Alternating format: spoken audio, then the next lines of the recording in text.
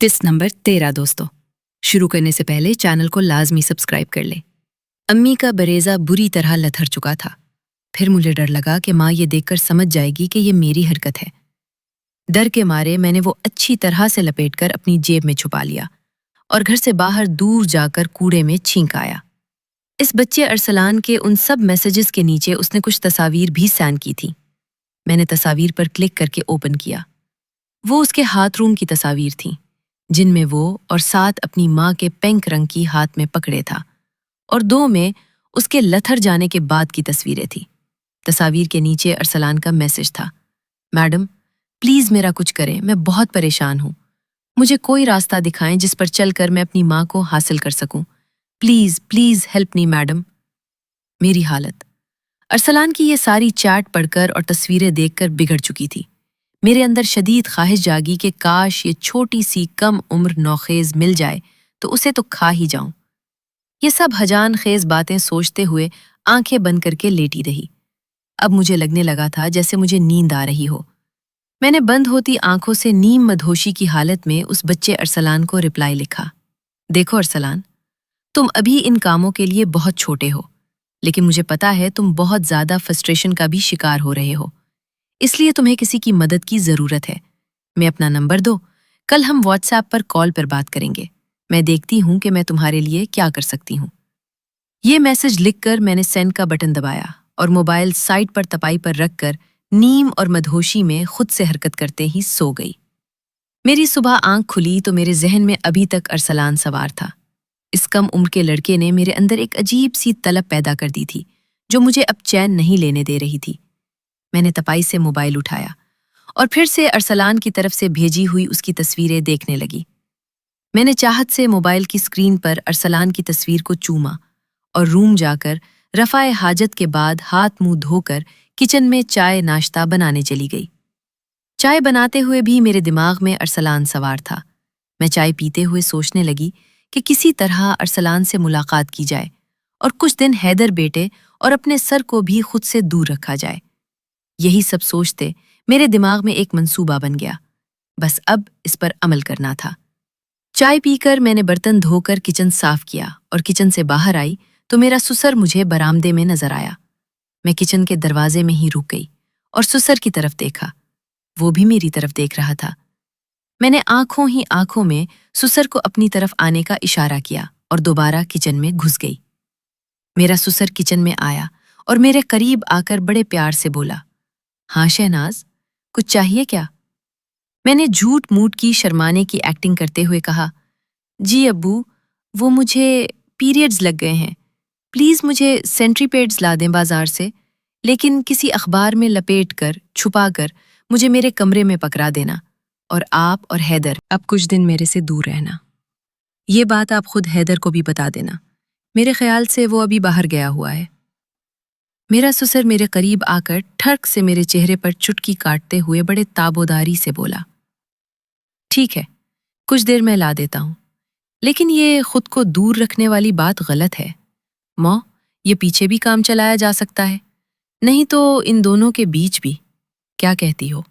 मैंने जवाब दिया, नहीं अबू, ऐसी हालत में किसी किस्म का नहीं करना चाहिए, वरना इन्फेक्शन होने का खतरा होता है।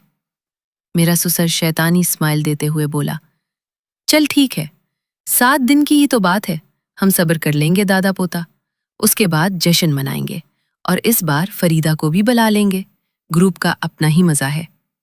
मैंने नजरें झुकाकर जवाब दिया, ठीक है अबू, जैसे आपको अच्छा लगे, मगर दिल में सोचा कि काश इस ग्रुप में अरसलान भी हो। मेरा ससुर बोला, ठीक है शहनाज, कुछ देर बाद मैं सब्जी वगैरह लेने जाऊंगा तो तेरे पेड्स भी ले आऊंगा, परेशान मत होना। ये कहकर मेरा ससुर किचन से बाहर चला गया। मैं भी किचन से निकलकर अपने कमरे में वापस आ गई। मेरा फिर से दिल कर रहा था मोबाइल में अरसलान की तस्वीरें देखने को। मैं मोबाइल उठाकर अरसलान की तस्वीरें देखने लगी। मैंने अरसलान को मैसेंजर पर मैसेज लिखा, हेलो। फौरी उसका रिप्लाई आ गया, जी मैडम, गुड मॉर्निंग, मैं आपके बारे में ही सोच रहा था कि आपका मैसेज आ गया। मैंने हैरान होने वाला एमोजी सेंड किया और लिखा, अच्छा, मेरे बारे में क्या सोच रहे थे? अरसलान का रिप्लाई आया, यही कि आप मेरी मदद करें, मेरी माँ को मेरे साथ सेट करवाने में प्लीज। मैंने सुबह जो किचन में मंसूबा सोचा था उस पर अमली जामा पहनाते हुए जवाब लिखा, अरसलान, क्या हम मिल सकते हैं? मेरा मतलब अकेले में कहीं आमने सामने मिलकर बात कर सकते हैं? अरसलान का फौरन जवाब आया, जी बिल्कुल मिल सकते हैं, बल्कि आज ही मिल सकते हैं। आज मैं घर पर अकेला हूँ। अम्मी जान आज खाला से मिलने गई हैं। उन्होंने कहीं और भी जाना है। वो शाम तक ही वापस आएंगी। क्या आप मेरे घर आ सकती हैं? मैंने लिखा, देखो मैं आ तो जाऊंगी, लेकिन अगर कोई तुम्हारे घर आ गया और पूछा ये कौन है, तो क्या जवाब दोगे? अरसलान का जवाब आया, अरे आप टेंशन मत ले। पहली बात कोई आता नहीं, और फर्ज करो कोई आ भी गया तो मैं कह दूंगा मेरे दोस्त काशिफ की अम्मी है। आप बेफिक्र रहें, वैसे कोई नहीं आता। मैंने फौरी जवाब नहीं दिया और कुछ देर बैठी सोचती रही कि जाना चाहिए कि नहीं। फिर अच्छी तरह सोचकर मैंने जाने का फैसला किया। क्या करती? अरसलान कमसिन का तसव्वुर मुझे चैन ही नहीं लेने दे रहा था। अजीब सी हवस जागी हुई थी मेरे अंदर। मैंने अरसलान को जवाब लिखा, ठीक है, अपने घर का एड्रेस मुझे लिखवाओ, मैं आती हूँ। चंद लम्हों बाद ही अरसलान का मैसेज आ गया, जिसमें उसके घर का एड्रेस लिखा हुआ था, साथ में उसका मोबाइल नंबर भी। अरसलान का घर मेरे घर से ज्यादा दूर नहीं था, बस 15 मिनट का फासला था रक्षा से। मैंने जवाब में लिखा, अच्छा ठीक है, मैं आ रही हूँ। जवाब लिखकर मैं वॉशरूम गई। शीशे में ज़ीरो को देखने लगी। मैं एक भरपूर भरे भरे वजूद की खूबसूरत नए नक्श की औरत थी, जो किसी भी मर्द को पागल कर सकती थी। मैं खुद का सरापा सराहे बगैर ना रह सकी। मैं शीशे में खुद को देख रही थी कि कमरे में से मेरे ससुर की आवाज़ आई, जो मेरा नाम लेकर शहनाज शहनाज पुकार रहा था। मैंने वॉशरूम से ही जवाब दिया, अबू मैं वॉशरूम में हूँ। तो मेरे ससुर की आवाज़ आई, शहनाज मैं तुम्हारी वो चीज़ ले आया हूँ, कहो तो तुम्हें पहना भी दूँ अंदर आकर। मैंने जवाब दिया, नहीं अबू, बेड पर रखकर आप जाएं, मैं खुद ही ले लूंगी। ये कहकर मैंने दिल में सोचा कि बहुत तरसा हुआ ठिरकी बूढ़ा है मेरा ससुर भी। मेरे ससुर की आवाज़ आई, चलो अच्छा ठीक है, मैं ये शॉप पर रखकर बाहर जा रहा हूँ। मैंने जवाब दिया, अच्छा ठीक है अबू। उसके बाद मैंने मुंह हाथ धोया, फिर ड्रेसिंग टेबल पर आकर हल्का सा मेकअप करके रेड कलर की लिपस्टिक लगाई और अपनी एक नई चादर ओढ़कर कमरे का दरवाज़ा लॉक करके अपनी सास के कमरे में चली गई। मेरी सास बिस्तर पर लेटी टीवी देख रही थी। मैं जैसे कमरे में दाखिल हुई, मेरी सास ने नज़र उठाकर मेरी तरफ देखा और बोली, बहू खैरियत है, कहीं जाने की तैयारी है?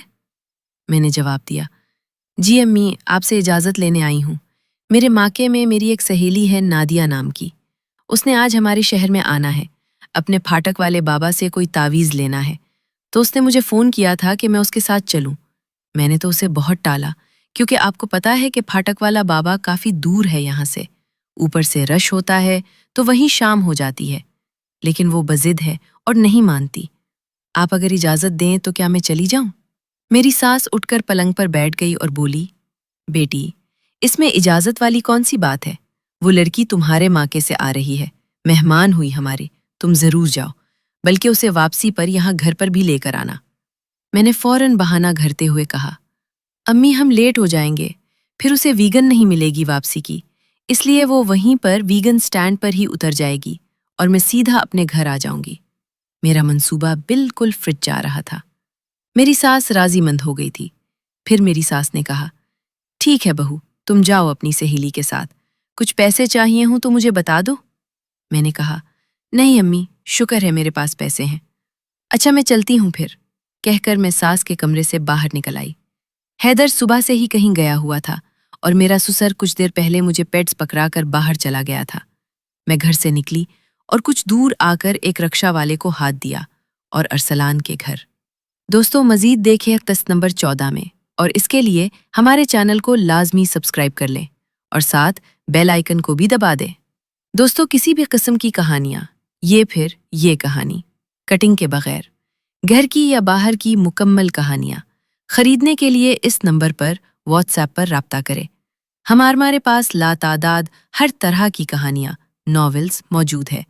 आपको बहुत सी स्टोरीज बहुत अच्छे रेट में मिल जाएंगी।